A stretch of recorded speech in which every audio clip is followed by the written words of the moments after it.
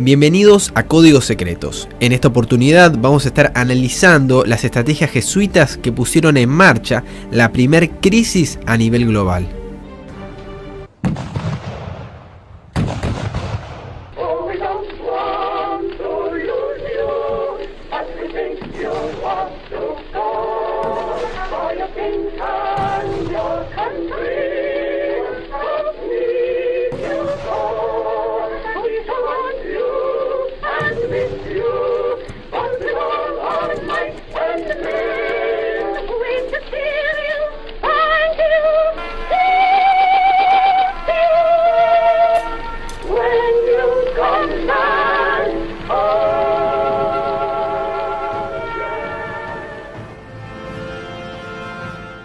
El heredero al trono de Austria-Hungría, el archiduque Francis Ferdinand y su esposa estaban en Sarajevo el 26 de junio de 1914.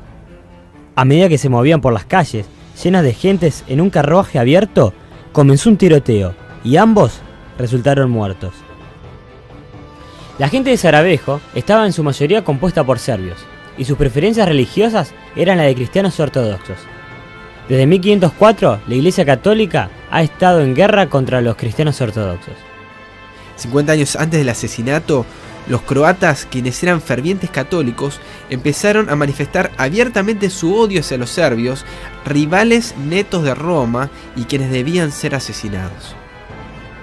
El Papa Pío X, en su odio por los cristianos ortodoxos, continuamente incitaba al emperador Francis Joseph de Austria-Hungría a eliminar a los serbios. Después de lo que sucedió en Sarajevo el 26 de julio de 1914, el barón Ritter, un representante de Bavaria al Vaticano, le escribió a su gobierno: el Papa aprueba el trato terrible que se le está dando a Serbia. Él no tiene muy buena opinión de los ejércitos de Rusia y de Francia en el caso de la guerra con Alemania. El cardenal, secretario de Estado, no veía que Austria pudiese hacer guerra si no decidiese hacerlo en ese momento. Allí, en sus colores reales, estaba el vicario de Cristo, el gentil apóstol de la paz, el santo pontífice, cuyos autores piadosos parecían haber muerto de tristeza al ver el surgimiento de la guerra: Edmund Paris. Debe decirse específicamente que en el año 1914, la Iglesia Católica Romana comenzó una serie de guerras diabólicas. Entonces el tributo de sangre que siempre ha logrado realizar comenzó a convertirse en un torrente real.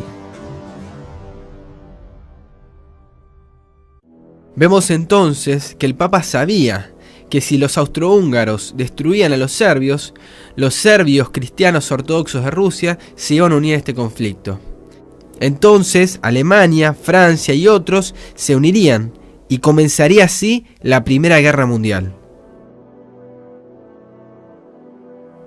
El Papa estaba gozoso de que Rusia entrara en este conflicto, ya que Rusia tenía gran parte de cristianos ortodoxos. El objetivo del papado era que todos los ortodoxos cristianos de Rusia y del resto del mundo fueran aniquilados.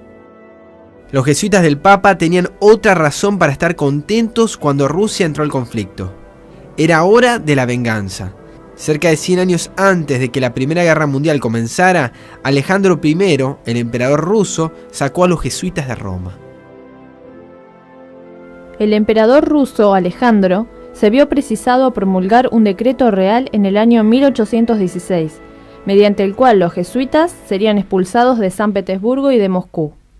Siendo poco efectivo ese decreto, promulgó otro en el año 1820, excluyéndolos totalmente de los territorios rusos. Thompson. 5 años después, Alejandro fue envenenado, y ahora los zares rusos estaban bajo el ataque de los jesuitas. Alejandro II rompió todos los lazos diplomáticos con Roma en el año 1877 y hasta propuso una constitución. Alejandro II había progresado muy bien en sus grandes reformas y le había estampado su firma a la constitución que se había adoptado en Rusia. Al día siguiente de hacerlo, le arrojaron una bomba a su carruaje y la misma mató e hirió un número de cosacos que acompañaban el carruaje. El emperador, en señal de profunda tristeza, salió de su carruaje a ver los cuerpos de los hombres muertos, cuando una segunda bomba lo voló en pedazos. Arno Kevelein. Finalmente, en el año 1917, el último emperador zarista, junto a su familia, fue asesinado. Nunca más un emperador de la odiada familia de los Romanov gobernó Rusia o protegió la Iglesia Ortodoxa. El tiempo de la venganza había llegado. La derrota del sistema de los zares trajo como consecuencia inevitable la derrota de la Iglesia Ortodoxa. Para el Vaticano, quien le había declarado la guerra a la Iglesia Ortodoxa desde el siglo XI, la caída de su rival milenario era demasiado buena para ser cierta. Abro Manhattan. ¿Quién ayudó y financió a los revolucionarios en su apoderamiento de Rusia? ¿Quién apoyó a Lenin, Trotsky y a Stalin cuando crearon la revolución y el derramamiento de sangre en toda Rusia?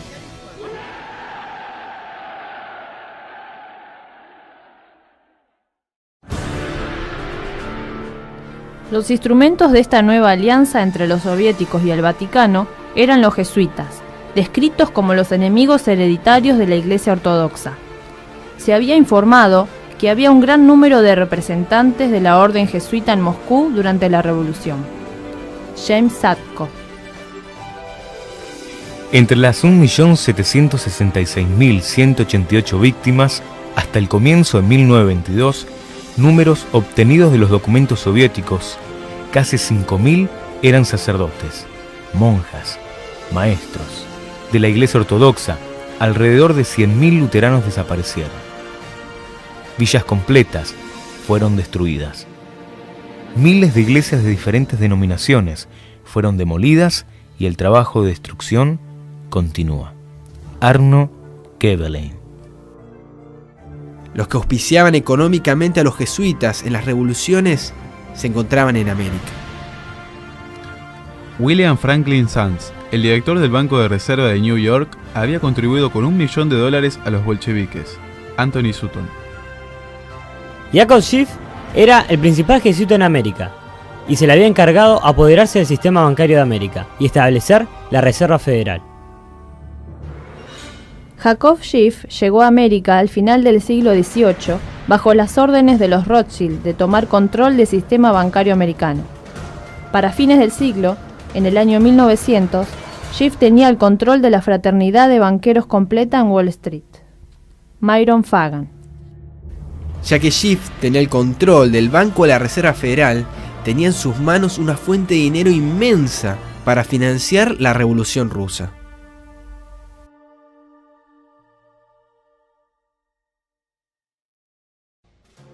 En la publicación del periódico, el New York Journal American, el nieto de Schiff, llamado John, fue citado por el periodista Joel Knickerbocker, el cual había dicho que su abuelo, Yakov Schiff, dio alrededor de $20 millones para financiar el triunfo del comunismo en Rusia. Edward Griffin. En términos de valor, hoy en día estaríamos hablando de una cifra aproximadamente de $1.000 millones. Dinero que se le robó al pueblo norteamericano mediante el Banco de la Reserva Federal. Jacob Schiff estaba en control de la fraternidad completa de banqueros y estaba financiando a un gobierno que apoyaba los principios que constituían una antítesis de la Constitución de los Estados Unidos. Schiff pretendía ser un capitalista americano. Vivía en América, pero sus objetivos eran los objetivos del Papa: destruir el gobierno norteamericano. Había otras metas que los jesuitas pretendían lograr con la Primera Guerra Mundial. Todas las grandes naciones, incluyendo a los Estados Unidos, estaban agotados por la guerra, devastados y llorando a sus muertos. La paz era el gran deseo universal. Por tanto, cuando Woodrow Wilson propuso establecer la Liga de las Naciones para asegurar la paz, todas las grandes naciones entraron sin siquiera haberse detenido a leer las letras pequeñas que habían en dicha proposición. Myron Fagan. Después de la Primera Guerra Mundial, se hizo un intento de establecer el primer gobierno a nivel mundial, y lo que se logró establecer fue la Liga de las Naciones.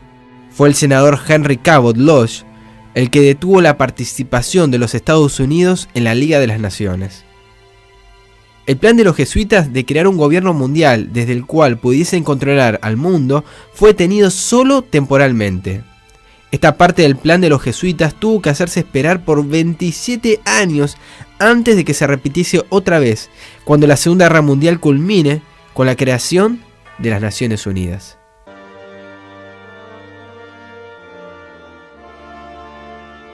Antes de examinar cualquier otra razón por la cual el papado se deleitara en la Primera Guerra Mundial, deberíamos mirar un poco al presidente Woodrow Wilson. Wilson era controlado y dominado por el coronel Edward Mandell House. Wilson dijo: El señor House es mi segunda personalidad, mi ser independiente. Sus pensamientos y los míos son uno solo. Charles Seymour. Durante 7 largos años, el coronel House era el otro yo del presidente Woodrow Wilson. Fue House quien hizo la selección del gabinete, formuló las primeras políticas de la administración y prácticamente dirigió los asuntos de los Estados Unidos con el extranjero. Teníamos en vez de un presidente, 2. Un superembajador hablaba con los emperadores y los reyes como iguales suyos. Él era el generalísimo de la administración, George Viereck. Viereck dice en las páginas 106 a la 108 que mientras Wilson estaba corriendo como candidato a la reelección en el año 1916 bajo la plataforma de haberlos mantenido al margen de la guerra, House estaba negociando un acuerdo entre Inglaterra y Francia, en nombre de Wilson, mediante el cual América entraría en guerra justo después de las elecciones. House estaba íntimamente relacionado con los centros de poder económicos de Europa. House había dejado de relacionarse con Morgan y las familias banqueras de Europa. Edward Griffin. Edward Mandell House controlaba completamente al presidente Wilson. House era un jesuita que cumplía al pie de la letra los deseos de la orden. Él utilizó a Wilson como una marioneta para crear la Liga de las Naciones para los jesuitas. Wilson era solo una herramienta de los jesuitas para lograr sus propósitos. Otra razón para que surgiera la Primera Guerra Mundial era para vengarse de Alemania por su gran oposición al papado y a los jesuitas entre los años 1860 y 1870. Alemania era el lugar de nacimiento de los tan odiados luteranos. 2 veces durante esta época, el cónsul Otto von Bismarck dirigió a Alemania, conocida como Prusia, a obtener victorias militares sobre los países controlados por los jesuitas.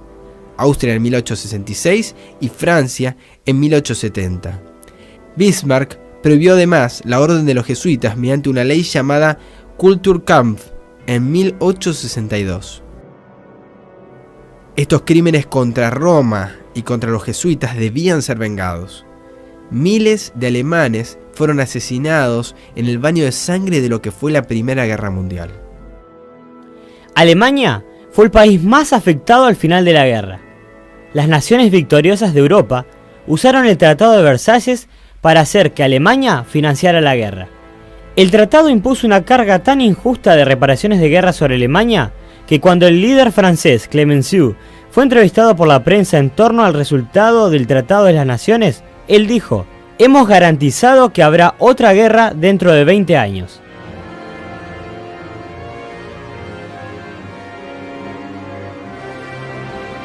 Los alemanes estuvieron de acuerdo con los términos porque estaban débiles y derrotados, pero ellos reconstruyeron su país e hicieron pagarles a sus enemigos los costos ocurridos de la Primera Guerra Mundial. Y esa deuda fue pagada en la Segunda Guerra Mundial. Después que terminó la Primera Guerra Mundial, los jesuitas no obtuvieron lo que querían. Woodrow Wilson y Edward Mandell House se las arreglaron para obtener la Liga de las Naciones para ellos, pero fallaron miserablemente, porque los Estados Unidos no se unieron. Por tanto, se requería otra guerra. Una guerra tan devastadora que la gente pidiera a gritos la creación de las Naciones Unidas. Esta era una de las metas de la Primera Guerra Mundial. Examinaremos estas y otras razones para que surgiera la Segunda Guerra Mundial en nuestro próximo episodio. No te lo pierdas.